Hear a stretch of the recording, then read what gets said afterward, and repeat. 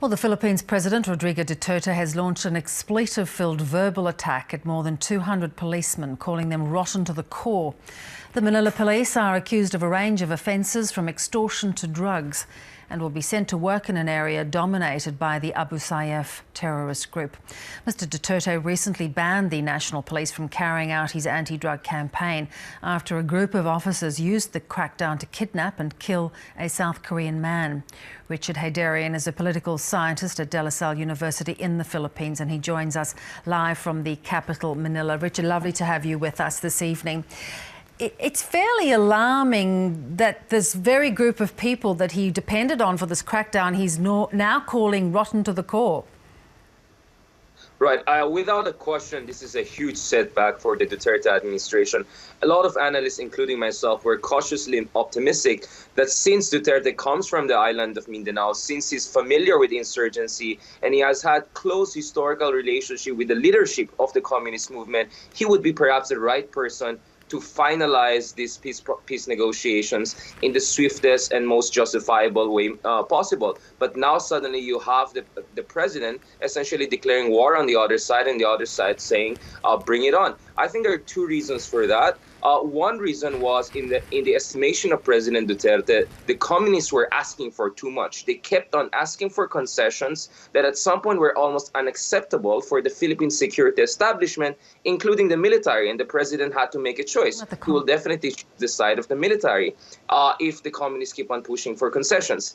And then at the same time, the second problem is the issue of leadership. Who's really in control of the communist rebels, particularly the New People's Army? And the estimation of the government was that while they were negotiating with the leadership, it seems the leadership didn't have control on the rank and file of the movement. And in the past few weeks, we have seen attacks on the Philippine military, attacks on business resorts by the National People's Army, probably without even the coordination of the leadership. So now you have president essentially pulling back. Now, this could be actually just a tactical maneuver by the president to signal to the other side that they have to, first of all, get their own house in order, and second, stop demanding before finalizing an agreement that is mutually acceptable, and particularly acceptable to the Philippine military, which has made huge sacrifices over years and decades of fighting insurgency. Do you think the problem is comparable, should we say, between the communists and Abu Sayyaf, which the president is now comparing them to? Well, definitely not. As far as the Abu Sayyaf is concerned, you're talking about real extremist groups who do not really have much of a moderate leadership that is willing to move towards a political roadmap of a political future. Now, and so Abu Sayyaf is really a terrorism problem, while the New People's Army is an insurgency problem. I think the problem with the communists is more akin to the situation that the previous Aquino administration faced when he was negotiating with the more national and more Islamic liberation front. I think this is more similar to that situation. But without a question, this is a huge setback. And this is one of the major pillars of the reforms that Duterte was promising, and now that's in jeopardy. Richard, let's look at the sort of also ad hoc policy with regard to the police. Of course, he used so many of them to carry out his crackdown on drugs. Now he's turning on the police themselves. How widespread is the corruption within the police, do you think?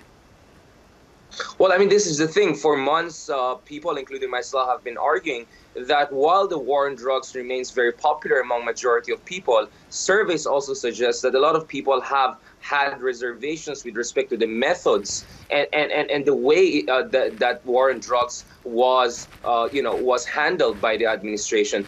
So a few weeks ago, you had a huge incident whereby a Korean businessman was allegedly kidnapped and massacred by the police forces themselves for ransom. And there were other major incidents too, like Mayor Espinosa also was apparently murdered inside the prison, allegedly by also the law enforcement agency. So you have a lot of these big controversial events coming out, and now the world, now the business community, now the Philippine population and the Philippine Senate, among others, are paying attention and pushing back. So the president realized that perhaps he has to put a stop and first of all get the law enforcement agencies in order before launching an all-out war. Of course, many people would have expected the president to do the opposite. First, cleanse the law enforcement agencies, make them more efficient, and then conduct a campaign against drugs. But what happened was the opposite. So for now, the president has suspended the operations, the anti-drug operations, which have been very controversial and come under criticism around the world and also by human rights groups. And do you think he's moderating his behaviour marginally, or do you feel it's still quite chaotic policy?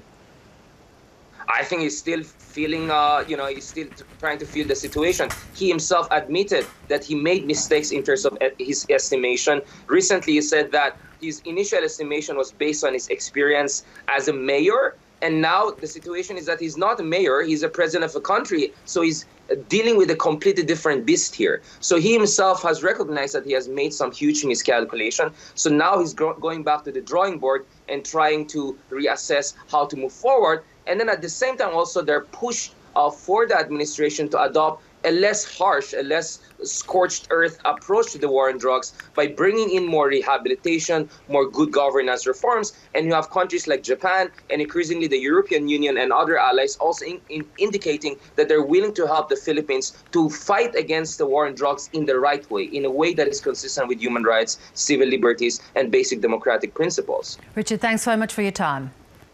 My pleasure.